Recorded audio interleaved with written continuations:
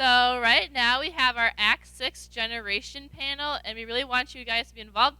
So they're going to introduce themselves, and then we're going to ask them questions, but always while they're talking, if you have any questions, save it in your brain, and we'll come find you later. So we're going to introduce everyone. Hey, I'm Michael, campus minister at UW Green Bay, and staff minister up in De Pere and Green Bay, St. Mark. Really? You're just gonna jump right in on that question. Nice. 44.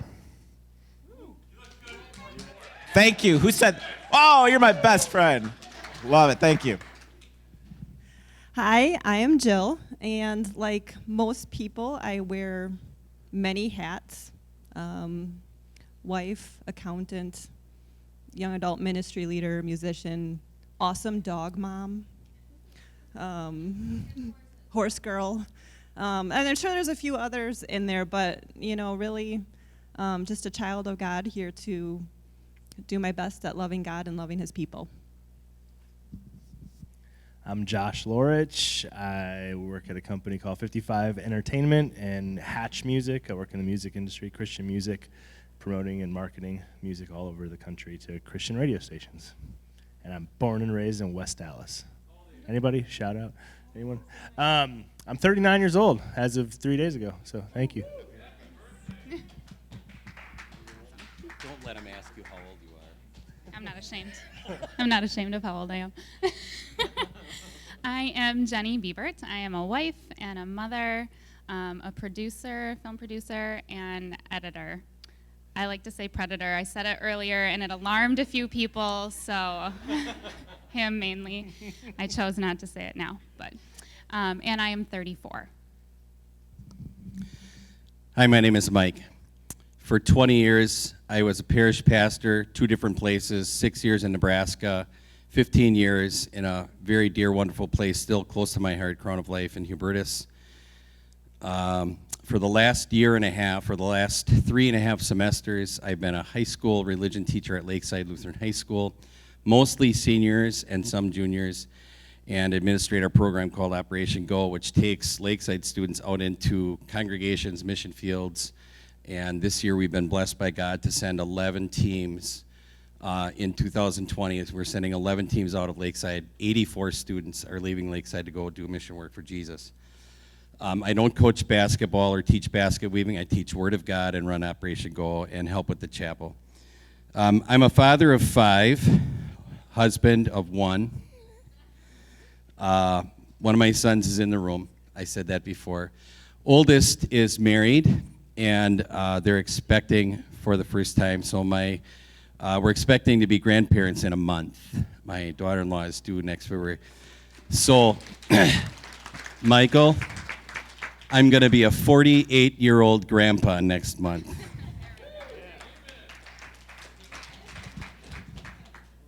He was going to ask anyway.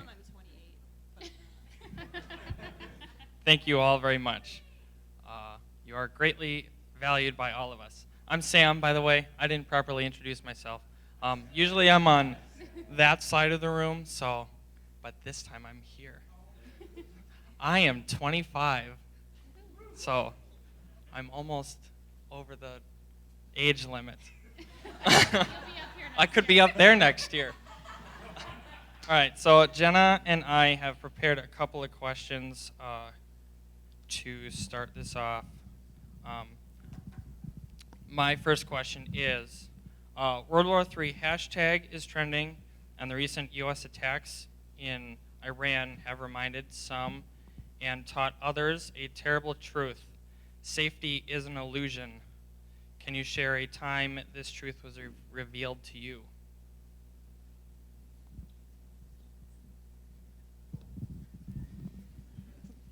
Wow, he handed that microphone over really quick. Okay, so growing up, my family was very involved in the military, World War II. In fact, my family was almost pretty much devastated during World War II, and if it weren't for a few things that my grandpa survived, I wouldn't be here, type of thing. A lot of other family members had lost their lives as well.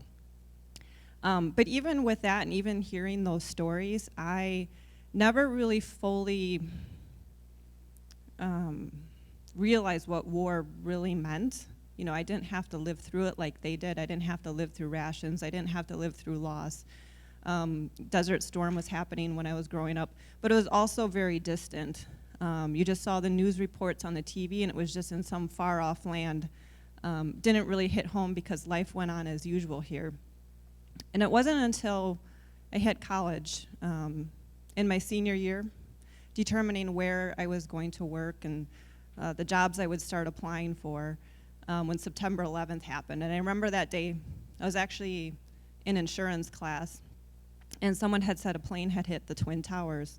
And I was thinking like a small plane. I'm like, oh, that's interesting. But then when I had gone into class and they had the TVs on and seen what was actually happening, and that it was on U.S. soil, and that it was people that, there were people from our area there, you know, in the plains and whatever. And then just going through that whole day, we were the only school that didn't shut down. Every other school closed and got to go home, but I had to stay until 9 o'clock that night, all day through classes. And I remember driving home, seeing the long lines for the gas stations, and just going home and not knowing what was next. And how that just really shook me to my core, because it was something that was close to home and not just on TV, not just in the desert.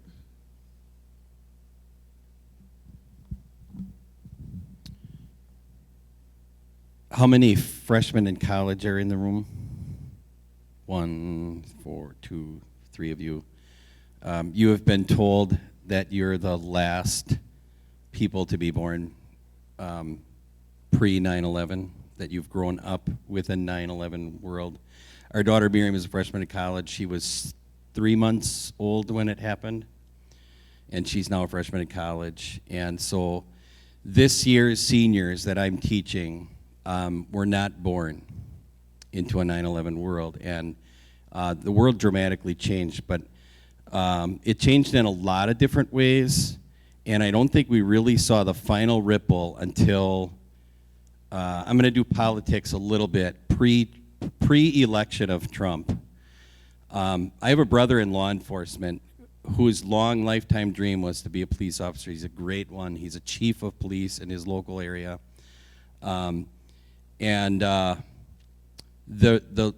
level of respect for first responders, for military, for police officers, for people who keep us safe. Dr. Berg this morning talked about how God, through human beings, chooses to do his work. Husbands love wives, police officers keep people safe, nurses are the more important people in the room than the doctors, and all of these other things. Dads love their children. The respect for those people has diminished too much in your lifetime. And that makes me sad a lot. It makes me very sad a lot. It makes me angry sometimes. And I don't think it's just a ripple reflect of 9/11. I think it's a ripple effect of the people who are like my age, who chose not to be informed about what's happening in the bigger part of the world. And what warms my heart is when I walked into the classroom Monday morning this week, I was asked by 17-year-olds, Pastor, is there going to be a World War III? And that told me that seniors in high school care about that stuff. And that gives me hope. My story is not quite as deep as that, of when I found out that safety is a complete illusion. So at our studio, we have our big editing computer in an editing suite. Someone sitting in the corner that we won't call too much attention to decided that pulling the keys out of the door, throwing them into the room, and shutting the door was a good idea. So we are locked out of our editing suite and cannot do any of our business. So I found out that for $10 on Amazon, you can get a lockpick kit, and it's really not that hard to pick a lock. So I learned how to pick locks and opened up our editing suite door. And then I picked the lock to the front of the studio, and then I picked some locks at my house, and I just realized, oh my gosh, anyone with $10 in Amazon can get pretty much anywhere they want. So that is how I learned safety is a complete illusion, and we need to rely on God. And now you all know. If I ever pull off the heist I've been dreaming of, I'm calling you because I need to get in some places. I don't. I was aware of the lack of safety in the world as a kid, just observing. I was always been like a really observant kid, and growing up, I grew up in the '80s and '90s, and it's like space shuttle exploded on TV. I'm like, what in the world? I'm 7. And watching the first conflict in Iraq kind of unfold on TV, it's like, man, wow, there is trouble in the world. But then just reading scripture, I'm like, as a kid, there's just a lot of stuff that happens that is right there for us in our Bibles that let us know that there is a lot of trouble in this place. It is not what it's meant to be. And but I also was around a lot of people who, and I think it exists at a high level today, within the church that worship our safety and our freedom and not the one who actually set us free from sin and death. I think it's really important for me nowadays to keep my eyes on the reality of this world. Actually not promised freedom. We're not promised safety and security. We're promised trouble. We're promised death. There's a lot of forces at work at all times seeking to destroy us. And what we have here in America is not the reality and experience of billions all around the world.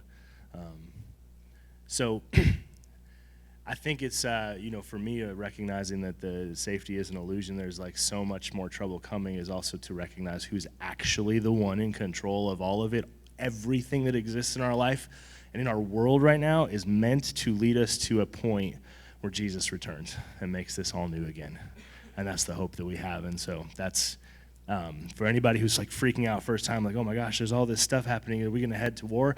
Yes, and we're all going to die one time, and the world is going to end in a probably horrific circumstance.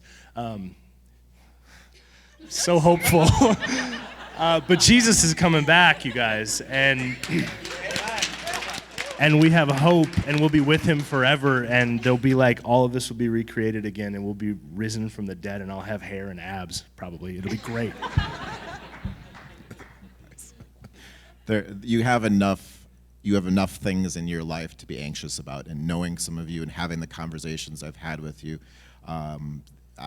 you have things that are making you anxious. So to dwell on what is taking place in this world right now and to be anxious and nervous and afraid about that is really not worth your while. And that's what I was going to say too. We have the hope of heaven, and so please go with that. I would encourage all of you as well, find somebody on your break here when you're done with Awake and Alive and you continue another week of break or something like that during spring break coming up this summer. Find somebody with that military background, and I like what you said, Pastor Mike. I shouldn't say I like what you said, but you're right about what you said. Having lost that respect, and I'm not saying none of you have that respect, but I think you would learn a lot from sitting down with somebody, a grandparent, someone with military background, whether it's family, friend, and listen to their story if they're willing to share it. Quickly, you guys are the Lord of the Rings people, right? Most of you, some of you. My children made me the Lord of the Rings fan, and we watched it when we were all sick and getting the flu and whatever. So what was the line about Bilbo said to Frodo? There's a lot of fear walking out your door, and I think that it's what you said too, Mike. Bilbo still walked out the door and went. There's just no reason for us to live in fear. God is going to keep you safe, and if He doesn't, we're gonna die and go to heaven. Thanks. Those are all really good answers. Another question that we have is, a lot of times we're worried about screwing up or messing up our lives. We're worried, what happens if I fail this test? What happens if I mess up this project at work? What happens when I ruin that relationship? Can you share a time that you screwed up and it was used by God for learning or for good in your life or in someone else's life?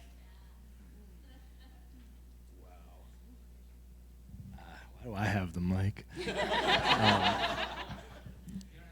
Yeah, failure has been the best teacher for me, and I used to fear failing because of what that would mean to my family expectations and things I thought my parents held me to as far as a standard. So I've learned a lot to fail and like to learn off of my failures, and there's been so many of them, and I'm not even exaggerating that.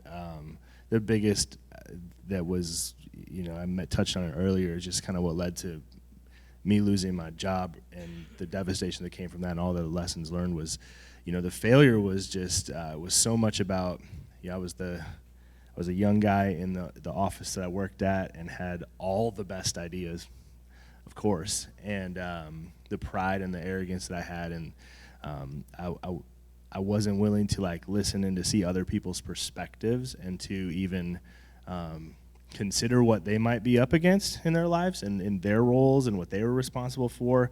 And so I just kept going ahead and oh man, it was bad. And so a lot of things happened that led to ultimately me losing my job, and it was just every one of them was failures on my behalf. And I learned to just be humble. I learned to look at other people, even if I had a better idea of what could be done in the work that we were trying to do, or I thought maybe I had something that I could bring to the table that no one else had seen before. Each person brought their own experiences and their own fears and their own past failures to the table. And so what I learned instead of just plowing through with all of my ideas and all of my, in my head, my awesome thoughts that I had, I've learned to inspire someone who's afraid to courage, or someone who's operating in a place of just lots of fear to bring freedom to them, maybe a little more joy and enthusiasm, and then it's just different. So I learned a lot in really bad failure,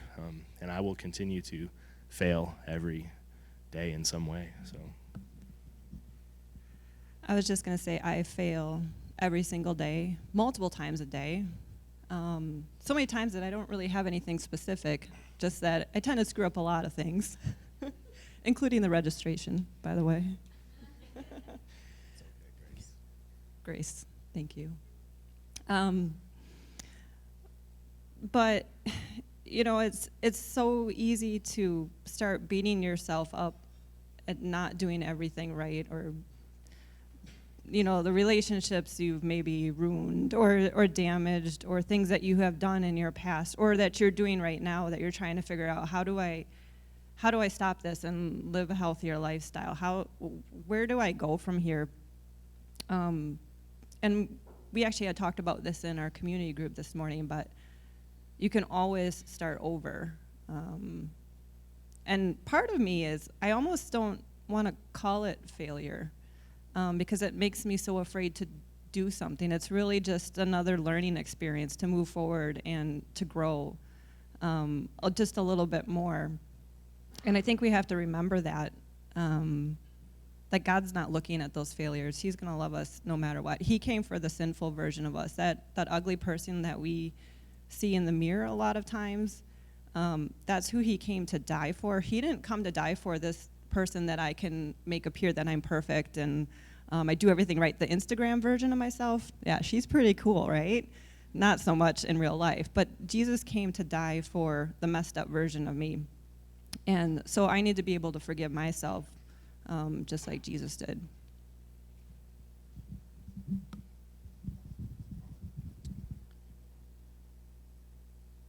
I learned too late, after too long, that alcohol and me are a bad recipe. And there probably were lots of times in my life where I felt that the patterns I had and the relationships I had allowed me to ignore that fact. And I allowed myself to ignore that fact. And it took a lot of people and a lot of love and a lot of patience and a lot of forgiveness and some very, very real changes in my life to realize that fact and move forward. And I couldn't begin to explain or list all of the things. But I'm going to tell you this. All of you are at a time in your life where that very much is a part of 18 to 25-year-old life. And I can tell you this, that the poor patterns that began in my life happened when I was your age, when I was 18, 19, 20. And the drinking age was 21 then, too. I'm not that old.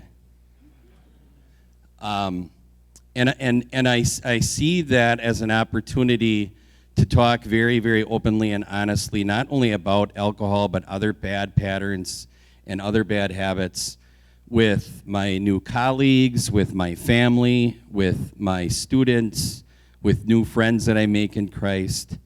I'm not a goody two-shoes about it. I don't look down on people who make God-pleasing use of alcohol. I don't really care for the piety of people who say, I don't drink because it's sinful and wrong. I really enjoy being around people all of the time, no matter what's going on. And God be praised that he put people in my life who forgave and loved me in spite of those things. In the other session, we were talking about habits and patterns, and somebody over here said something about ridding the bad patterns, and it was talked about in other groups about replacing that with good ones. Here's the secret. 2 things.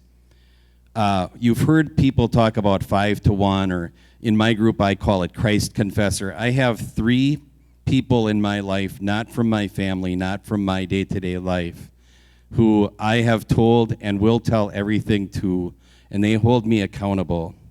It even got to the point where I had a breathalyzer on my phone app, and that person could call me at any time and any place, and if it was anything but 0, there was going to be conversations had about the applications of that. That friend helped change my life. He's one, and there were 2 others, and I will tell you this. This kind of resonated with me with Abby's story. It is okay to get professional help. There are wonderful Christian people out there who have gone to school, who know what's going on up here and in God's Word, and they put all of those 3 things together. What did Jesus mean when he said, love the Lord with all your heart, with all your soul, and with all your mind? And you talk about the age of Christian psychology, and God be praised that it's not like, when I was 20, getting Christian counseling was like, that's for like freaks who have problems. Guess what? That's me. And so I'm going to end with this. What you realize is the good patterns that you can replace with the bad ones are the ones that were being neglected when you were focusing on that bad thing.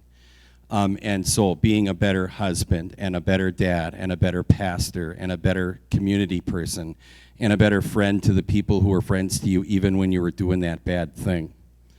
And so, boy, I better just give it to somebody else because we could talk about that forever. Thank you. Thank you for sharing your story. I think I have a lot in common with Jill. I don't know if it's a female thing or if you guys deal with this too, but I constantly feel like a failure. As a mom, as a wife, as an employee. I guess the most recent example, bigger one, besides little ones every day, would be last fall. We went to this great inspirational conference for creative people. Like, everyone's there and you're supposed to come away like super inspired, right? I came away realizing I'm super burned out.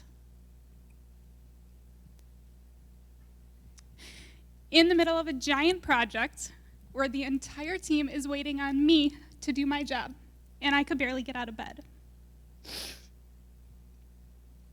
These are my friends and my family. My coworkers are my family. They're so close, and I just really felt like I was letting them down. Thankfully, I have a wonderful group of Christian people. God has blessed me with a wonderful, kind husband compassionate husband. And these people picked me up. And they carried me through it because I couldn't carry myself. And they lifted me out. So that is my encouragement to all of you.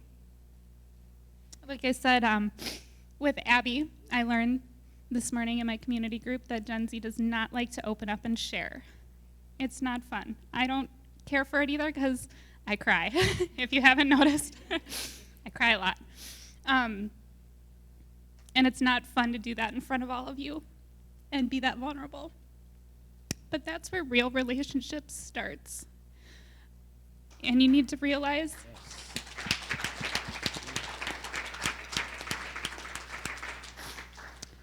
that the voice that speaks to you in your head is a liar.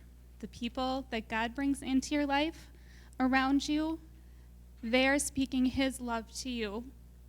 And as we were talking earlier, the things that we experience here are just a shadow, just a remnant of what God's actual love is like. So to feel that love and support from other people, you can't even fathom how much more your Father feels it for you.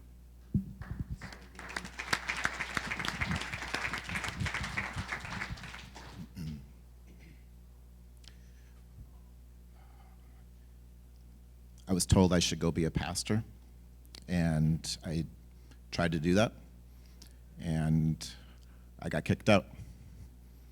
So I thought I had failed. And thankfully, somebody shared with me a program that I went to called staff ministry. I went teaching staff ministry, and in my last year, I went to go see that person, that counselor, even though I didn't think that was right, because nobody does that, and had some very severe depression. And on my 4th med for anxiety and depression that was prescribed to me that obviously wasn't working, I tried to kill myself and left school. So therefore, I feel like I failed again.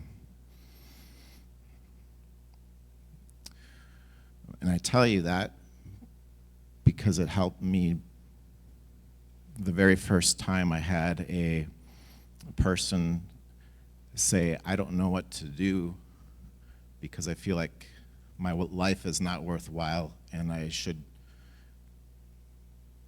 take my own life. I didn't understand what they were going through, but I had an understanding. And so therefore, I tell you that because your failures are sometimes the way God leads you to find and help and care and love for someone else.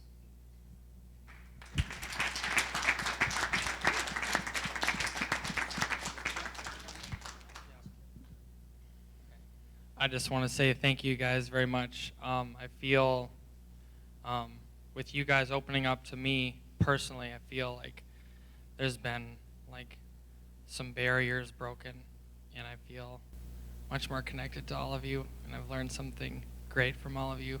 Thank you very much. We're going to open questions up to the floor now.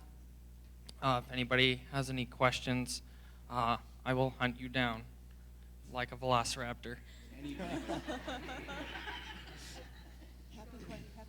Okay, so all of you are married.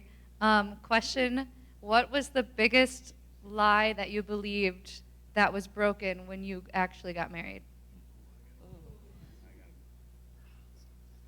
All right. There's lots of lies out there. First of all, life is not like a Disney movie. You do not meet Prince Charming and get married at age 16 and become fully human. Little Mermaid, my favorite. So once I determined I was not a mermaid, and I'm not getting married at 16,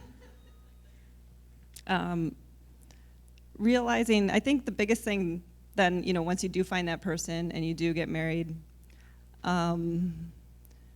just the whole thing that there's no such thing as soulmates.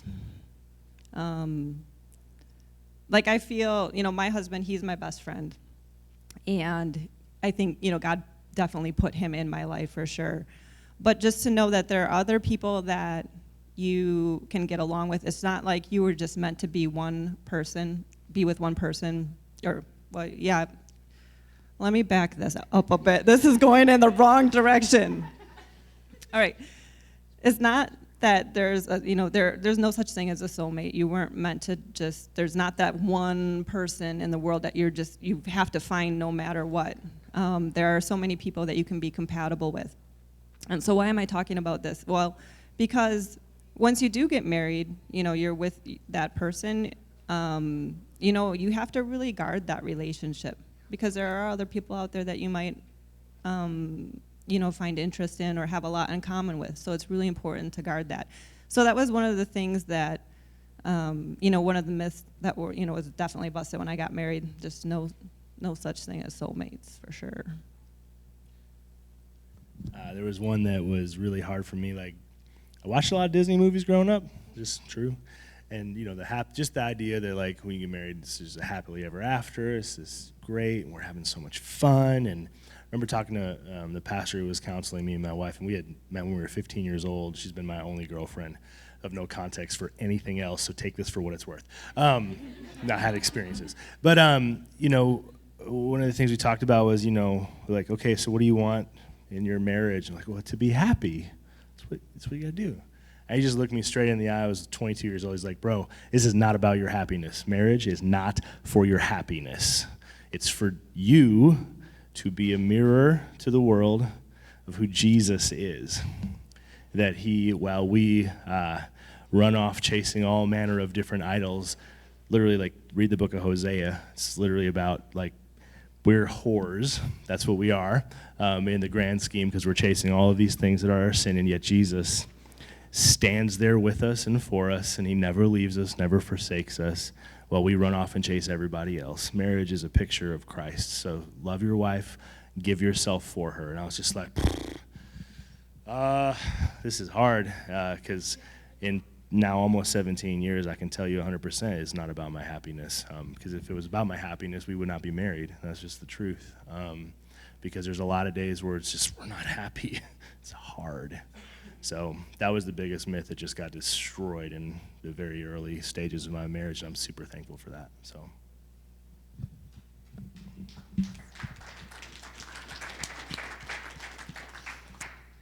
Everyone says that marriage is hard, and I think that's a huge understatement.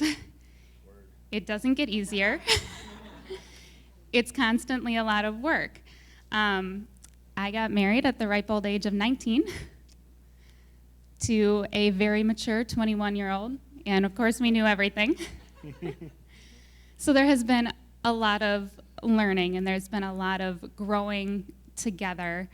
And I think the biggest thing that I have learned, my husband is my best friend and my biggest encourager, but also he calls me out when I need to be called out. And that I think is true love. That is the hard love. To love someone enough to say, that's not okay. To push people outside of their comfort zone. I would not have done 3/4 of the things that I have done in my life without him. So, thank you.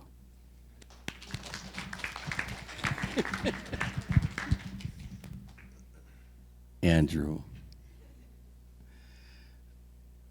Aaron.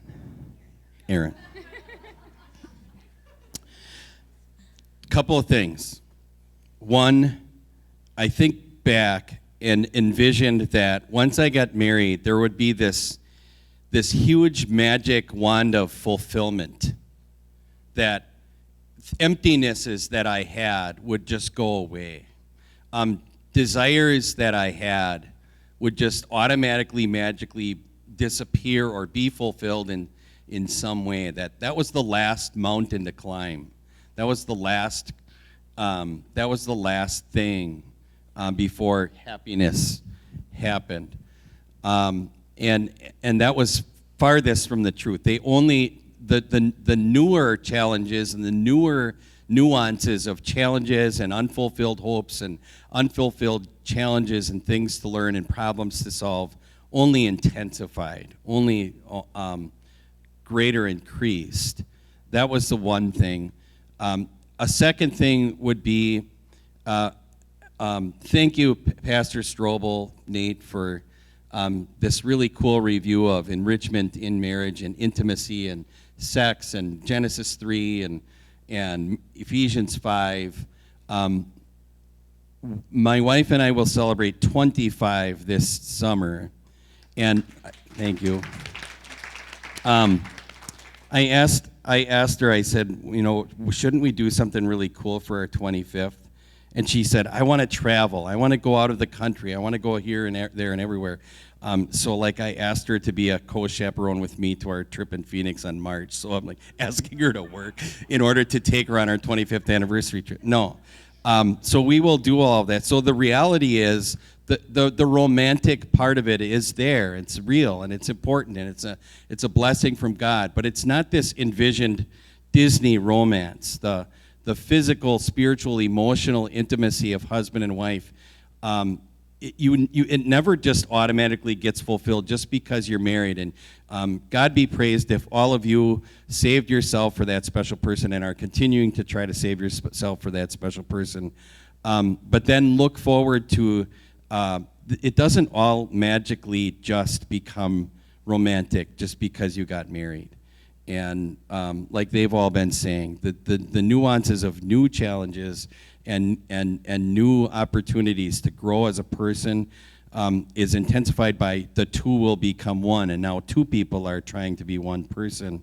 And that challenge is still going on for me 25 years later.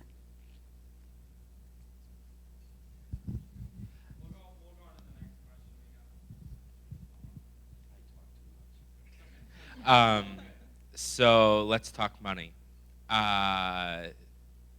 When it wasn't there, especially, well, yeah, right.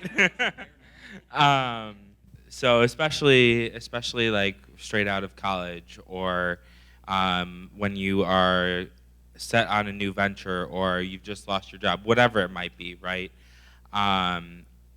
You know, what advice do you have to people who are struggling financially, or how to keep it together, basically, as well as, you know, what steps did you take, or what recommendations do you have for those that would be going through that same journey with you? It's a great question. I wish I would have listened more to the advice my parents gave me. So if you have parents who are, if you see how they live and that is financially wise, if you take a step back and say, okay, well, I don't want to be like my parents, get past that. If you have parents who are financially wise, take advice from them.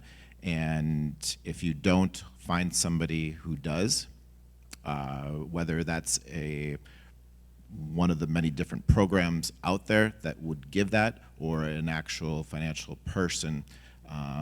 But at the same time, take note of how the way Jesus speaks of money, and dig into Scripture and find out what that says and what that looks like. For me, definitely have been in a lot of places where there was no money and negative money. You know, when I first married my husband, he came with a lot of debt. And I knew that going into it, so we had to take care of that. But I just want to piggyback off of you know, what Mike said here. If you don't understand money, if you don't have a good example of someone that manages money well in your life, you need to find somebody to at least get you started with, you know, just basic money concepts like budgeting. You know, is there such a thing as good debt? You know, all those little things that are really important as you're trying to figure out a strategy about how to move forward. But the biggest thing I would say is, yeah, you need to get a plan in place. and you need to follow it diligently. You need to really be serious about how you manage that. And that's something that it really isn't talked about very much to our younger people, and we need to teach them a little bit better. But once you do get on that plan, you have to be careful to not let it consume you too much. Because it's like anything else in our life, if we're focusing on that negative and what's not there, what isn't there, instead of what we do have, it can literally paralyze us from moving forward in anything that we want to do. And the same thing goes with money. So you have to be really careful with that, but you still need to be diligent. But focus on God above, and He also commands us to manage money well. But don't go to don't let it paralyze you. You can come out of it, and thankfully, I am out of the negative money status. So,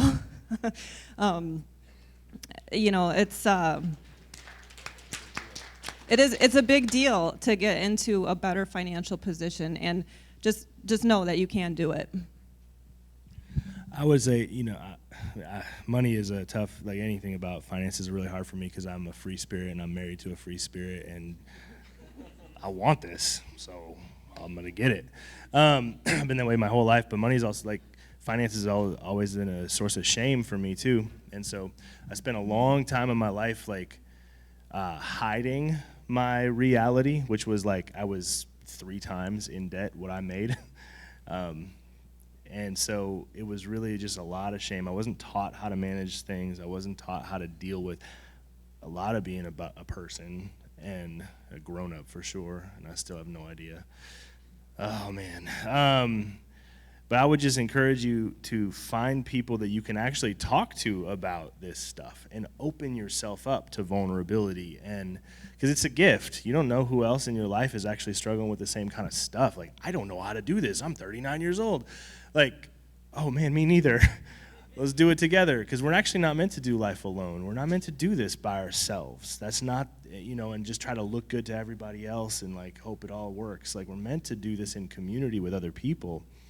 And so find someone to talk to about it. There's a ton of amazing tools now. There's almost no excuses. We got everything we ever could imagine knowing in the pocket, like our phones, we have so much we could know to help us. So for me, it was about the last 8 years of my life has been opening myself up to that vulnerability that I have no freaking idea what I'm doing with this.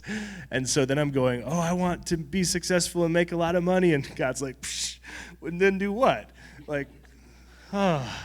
So yeah, just be vulnerable. Find people that you can talk to that can help you get better at that kind of stuff. And that takes the shame away, And as soon as I started opening myself up to friends, even now, with the businesses that I have and what's going on that's really good, I still have friends that go, man, I have no idea, how do I navigate this? Or, I make really stupid decisions, and they literally will just smack me around and be like, no, do it this way. Stop, that's the old way, So just be vulnerable with it.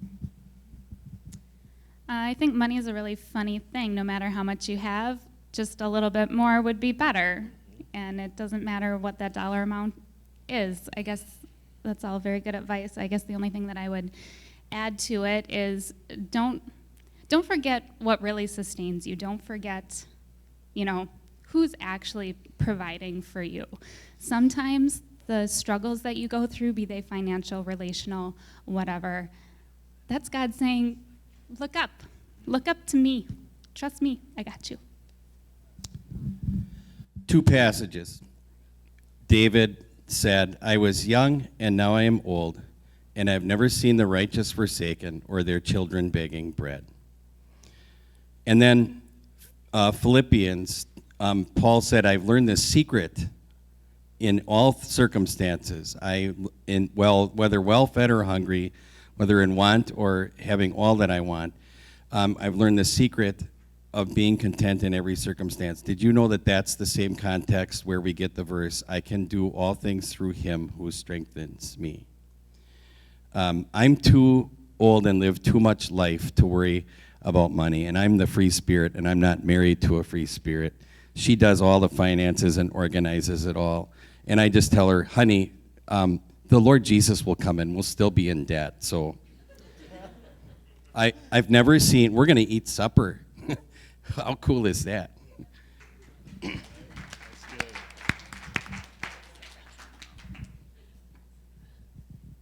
Okay, my question would be, considering your current career fields now, what was the biggest motivation to go into that? This is the power round, so you each get 60 seconds. Okay, I'll go super quick. When I was in high school, I had a very different plan. I wanted to go to Broadway. I was all into theater, and that's definitely where I wanted to go. And then I got to college, got engaged my freshman year, and decided, oh crap, I need a job. Please God, don't let it be the kitchen. It was the kitchen. I ended up working at the kitchen and working in food service, and then I had kids and stayed home.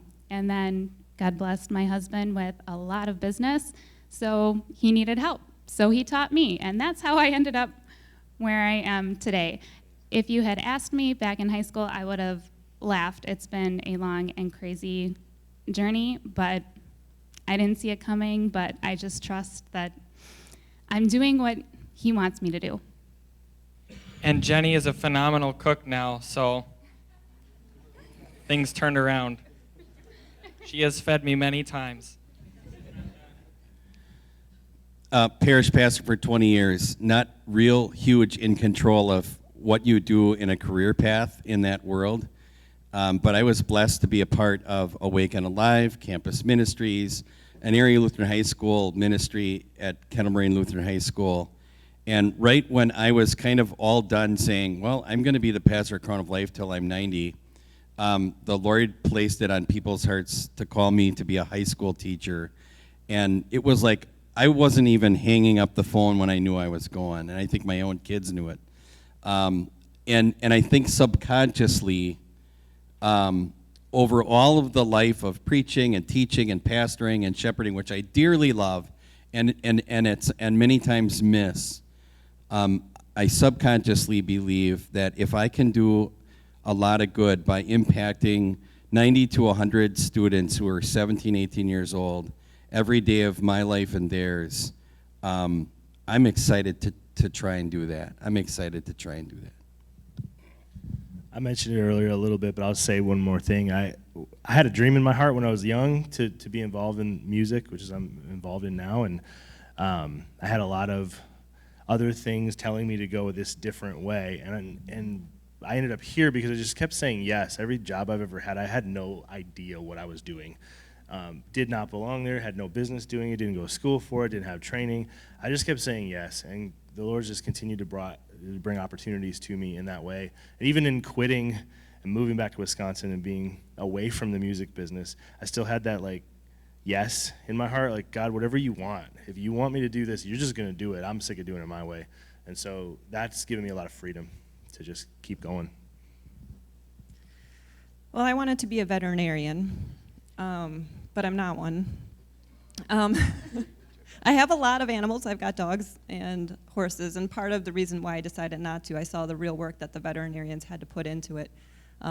Late nights, 3 in the morning, animal gets sick, they're working, so I decided that wasn't for me. And I had actually taken, what happened is I took an accounting class in high school. And I found out that I was really good at accounting, and I loved it. I'm one of those weird people that love accounting and numbers and organizing things. As you can see, I just got really excited about that. And so I'm like, maybe I should do this. And so I'm one of those few people that knew senior year in high school what I wanted to do, and I stuck with the same thing through college. So I don't know, I haven't met too many other people that has happened to, where that goal has stayed the same throughout that journey. But I will say that accounting is very generic. You can go so many different ways, and that sticking with that degree, I still had no clue what I wanted to do. Some days I still don't even know what I do, and it's I've graduated 17 years ago. So, but that's how I got into what I'm doing. My wife and I had a rule when we got married. We talked about my day while we ate supper. And we talked about her day 2 hours after, because she works in surgery and all the disgusting, gross things that she thought was cool, I didn't want to hear about while I was eating. So there are some people, my dad worked for the same place for 50 years, and maybe that's you. Maybe you find what your career is and you go for that and you work for that for 50 years. I've been in 2 different areas of ministry. I've been a stay-at-home dad for 5 years, and there's so many different things that can happen in your life. What you want to do, and the most important thing you can do, is when you wake up in the morning and you say, God, where do you want me to go today? God, where do you want me to go this week? Where do you want me to go this year? And if your plan is including him and asking him for that direction, you're not going to go wrong.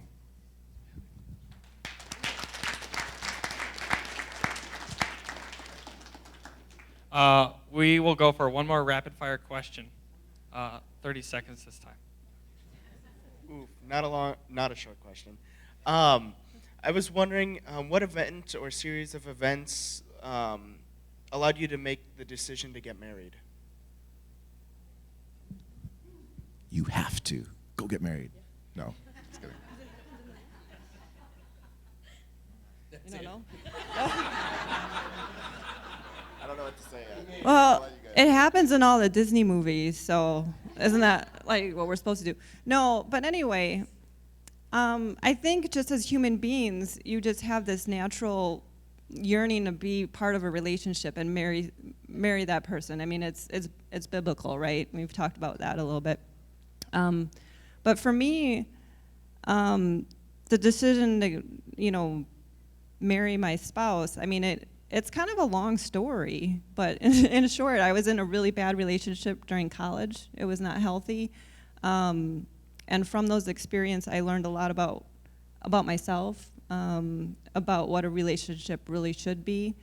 So then when God put that person in my life, it really wasn't a question. It was just like, this is happening. So that's how that happened for me. Oh, you've been inspired? Yes, I've been inspired by your words. Thank you. Yeah, you don't have to get married. Don't feel like you have to. So that was a joke of what I was trying to say, Isaiah. You will understand and you will see if that's God's plan for you. But at the same time, I got a lot of flack for dating my wife for 5 years, and everybody's like, "What's the deal? Go marry her." And I'm like, "I'm just not ready." So don't have people tell you what that time frame for your marriage looks like. But if the opportunity is there, go for it. And I was going to say, too, I dated my husband for 4 years before we got married because I had a lot to get over from the bad one. So if you need to take your time, you have to take your time. I would say for me, like, we were 15 when we met, and I just always loved Amy Swan. Like, just there was something about this girl that just had my heart. And so, it was, oh man, 15. What do you know when you're 15? What do you know when you're freaking 39? But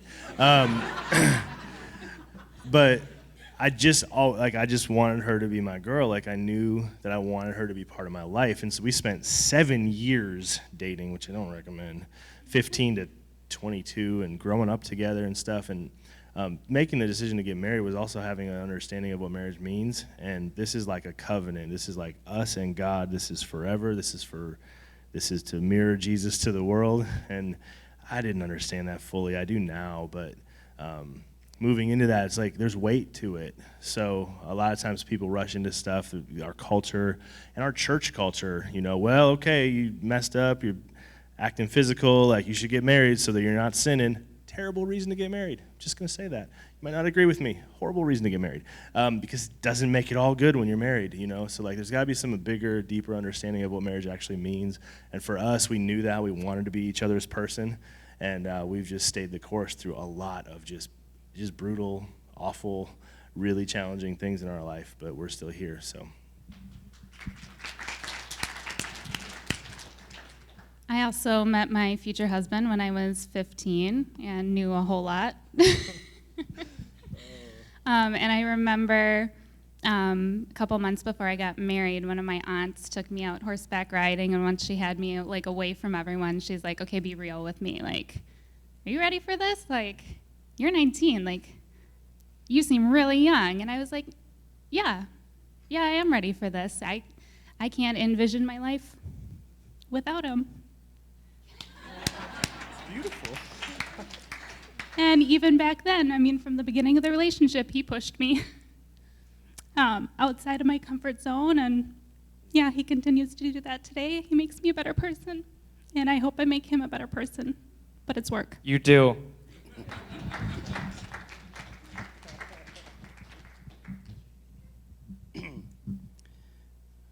Are you taking her out for dinner or something? Because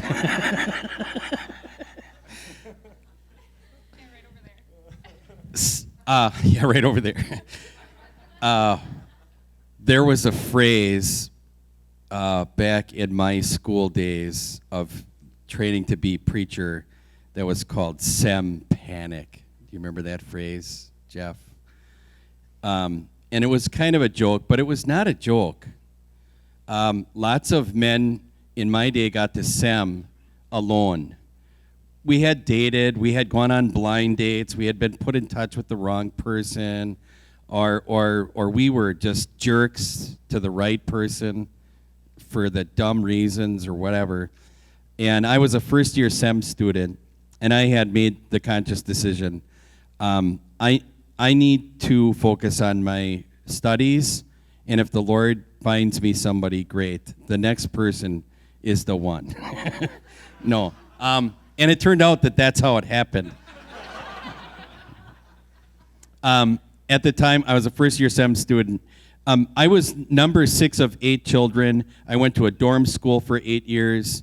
I lived around people. I was always a people guy. But also being the 6th son of a big family, we learned to be very independent. I knew how to cook. I knew how to clean. I was a very independent person, except for the human part of being alone. God saying it's not good for a man to be alone. And when you're approaching like that vicar year in SEM, you really are afraid of, like, for your first time being alone. And God be praised that Rachel Siles came my way. Her brother introduced us at the seminary Christmas concert. We got talking one night, and within 6 months, we were engaged. And she was teaching school in Beaver Dam, and I remember, like, the month before I was going to get the ring and propose, I said, I'm taking you away, because she loved teaching, and she's a great teacher. And I felt bad. I felt like I was ripping her away from something she loved doing. She said, I hate teaching. I want to get married and, like, leave. And so, like, we got engaged. And but I was old. We were in our 20s when that happened. And a lot of things have come and gone for us before we even met each other. So I don't know if that was an answer to your question. Right. Nice Cromer hat. I love it, though. All right.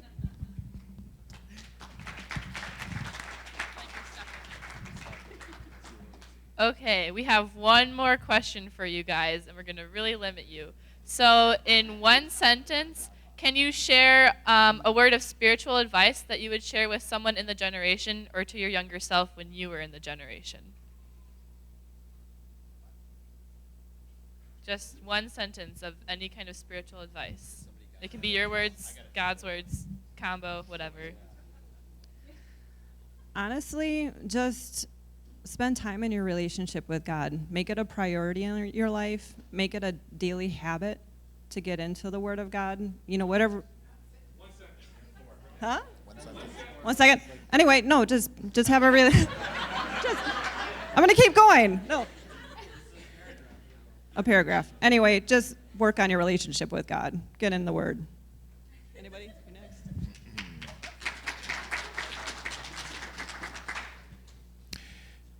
Jesus said, "Peace I leave with you, my peace I give to you.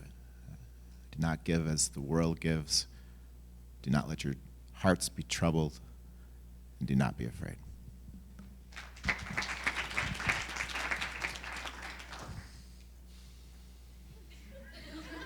One sentence?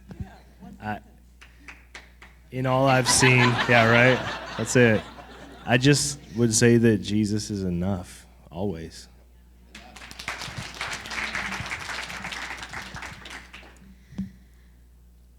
It doesn't get easier, so trust him to make you stronger and bring in the people to walk with.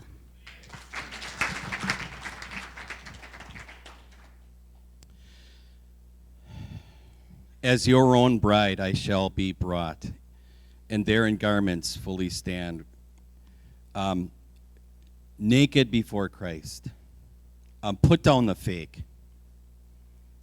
Be real with Jesus and be real with yourself. Put down the fake. Thank you so much for sharing. Can we get one more round for the whole panel?